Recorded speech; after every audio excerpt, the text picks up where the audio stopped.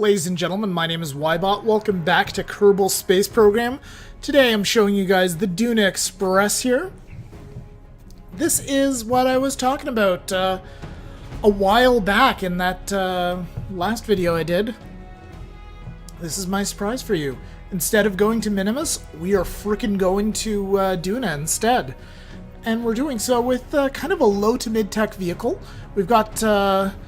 It's got two jumbo fuel tanks and a mainsail engine per booster, and we've got 4 of those, plus another stage inside, and we've asparagus those together with fuel lines. I believe that's the correct way to describe it.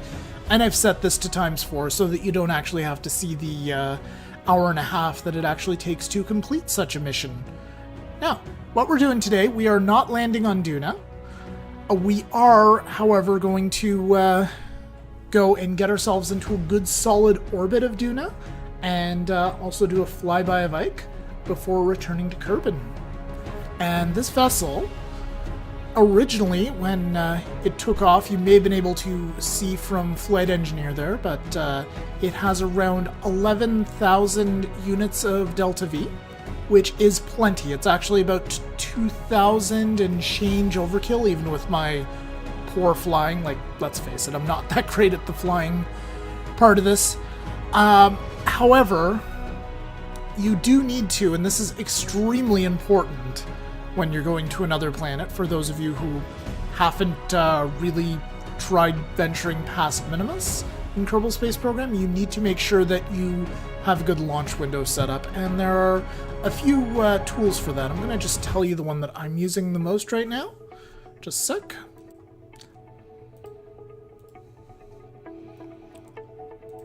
So the name of the online tool that I'm using is Launch Window Planner. You can also just use the rule of thumb for getting to Minimus, which is that if the solar system is a clock, and the sun is, of course, the center, Kerbin, if it's at 3 o'clock, you rotate your view so that Kerbin's at 3 o'clock. In order to get the optimal transfer window, more or less, you want Duna to be at around 1:30 on the clock. If that makes any sense. I'm hoping it makes sense, guys. Anyway, regardless, the Launch Window Planner for Kerbal Space Program is a good tool. There's also other great stuff, like there's a mod, I forget what its name is. I will look it up. I will post a description in the video for you for that. And what we're doing right now is we've got our launch window going. We've got a very close encounter. We actually had it catching up to... we actually had an encounter with Duna, and now we're just tweaking it, and there we go. We've got our encounter ready to go, and by focusing on Duna itself here, we can actually just go over to where Duna is right now, and then just tweak our maneuver node, and that's what I'm doing right there, is I'm just tweaking it, and I'm actually trying to get a collision. And the reason for that is that this second stage of the rocket actually has a lot more fuel than I anticipated. So I plan, and it may have been a poor planning on my part to have so much fuel in that stage, but alas, I'm not just willing to dump it, it's fuel.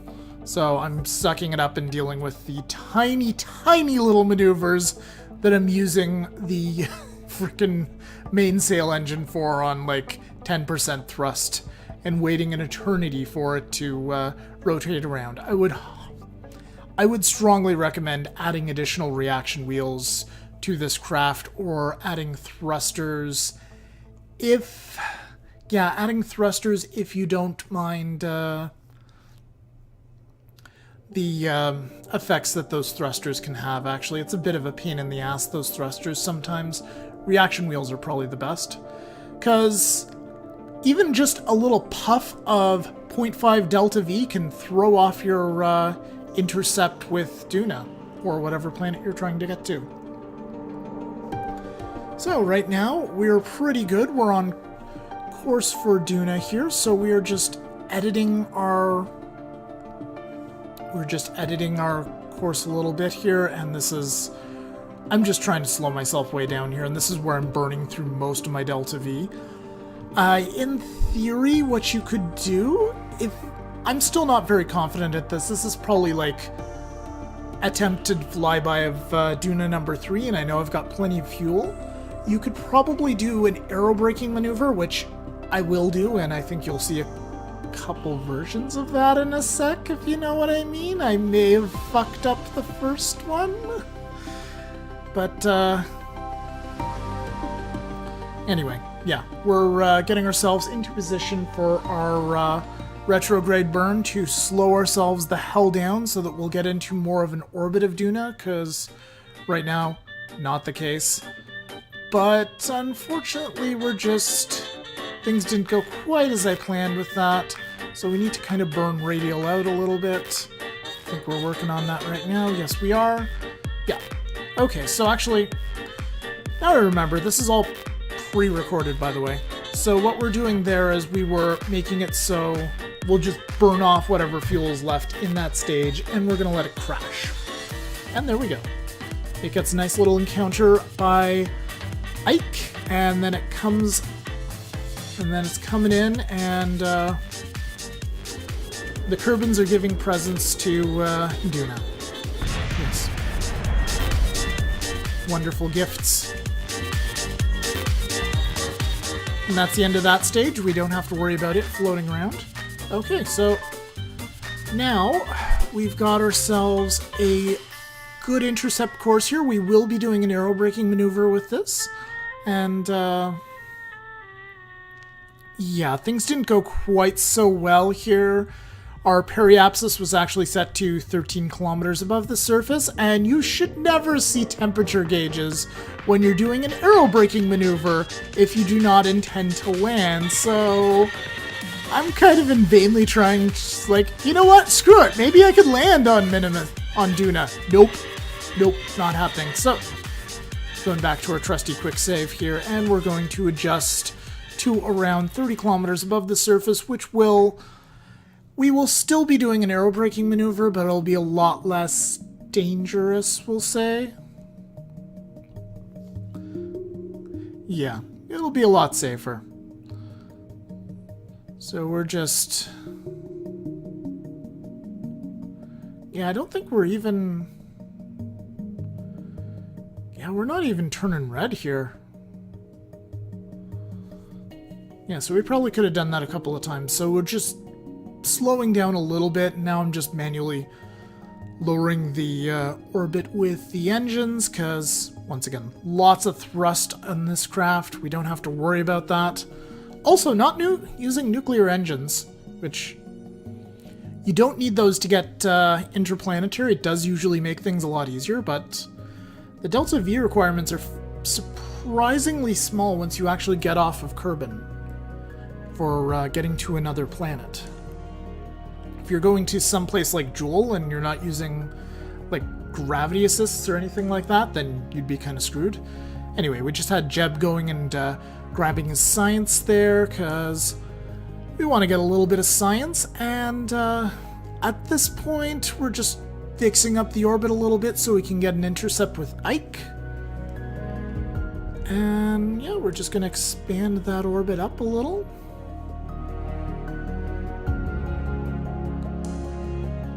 And also, these two side engines here surprised me as to how long they actually stuck around. What I honestly thought was going to happen, guys, is I was going to have to use those first 4 rockets to just get halfway up to Kerbin, then use the second booster to complete a circularization and do the escape burn, and after halfway through the escape burn, or 3/4 of the way through the escape burn, it was going to be spent, and then I would jettison it. I would use those 2 engines on the side to get to Duna. Oh, and by the way, I'm making sure to not use the center engine, because that provides greater delta V. You get less acceleration, but it's more efficient, and we're not using nuclear engine, we're using just the regular Terrier engines, so it's not too bad.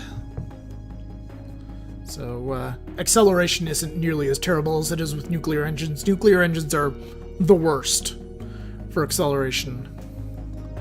So, For now, I'm gonna try to avoid using them. That probably won't last. Like, as soon as I do something other than going to Eve, orbiting Eve, maybe landing on Gilly. Yeah, Gilly is the name of it. But yeah, we're gonna go fly by Ike now. Gonna get a little bit of science from Ike. Or not. I guess not. I thought I did an EVA for that. But I guess I was mistaken. This is actually like attempt number 2, just because my original attempt at the video, while successful, was a bit of a mess, so maybe I just didn't see the need this time. I don't know. Anyway, guys, to get back, it takes a while. I was lazy. I didn't want to go back into the transfer window planner, so instead what I did was I just escaped Duna with as small a delta V burn as possible and just played with maneuver nodes till I got a good Kerbin encounter, which this method is perfectly... It'll work out just as well for you if you don't want to mess around with transfer window planner. You just want to eject someone into an orbit just slightly larger than that of Kerbin's. But I think it is a bit more efficient to go in, because then you don't have to do the adjustment. So, yeah, you don't have to do the adjustment burns as much. So I do believe it's more efficient to just wait until there's an appropriate launch window, then do the launch. Anyway, I've ran out of Delta V finally on those 2 side engines, so I activated the central engine, and we'll be jettisoning those suckers pretty soon. My goal was to get them to burn up in Kerbin's atmosphere. However, that is not to be. Because of the force of the decoupling, they are now thrown off of their original trajectory. So what I was planning on doing there was, I want to throw them off, I want to jettison them and just have them burn up in Kerbin's atmosphere. But once again, even the smallest little push will throw off your trajectory, and you can see right there, it's off by several hundred kilometers. Anyway, we have plenty of Delta V left on this thing, so like I said, we're going in for a nice controlled landing, a nice circularized landing.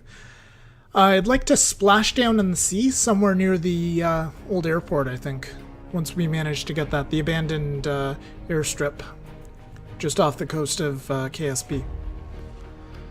So, we are coming in now.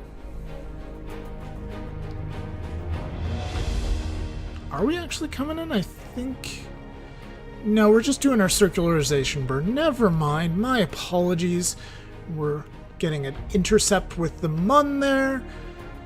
And we're getting our orbit down under control. And... yeah, because I have so much excess Delta V right now, I'm just getting a nice circularized orbit. Like I said, I strongly suspect that I could actually land this thing just by merely adding on more parachutes and legs.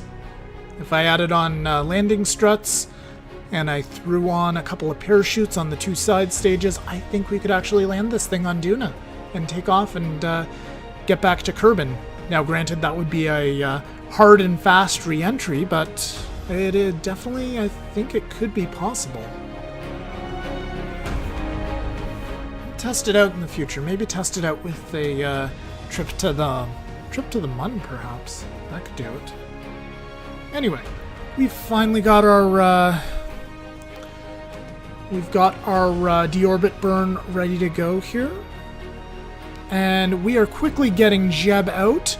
We are in our deorbit burn, but we wanted to get him out to grab every last little bit of science we've got.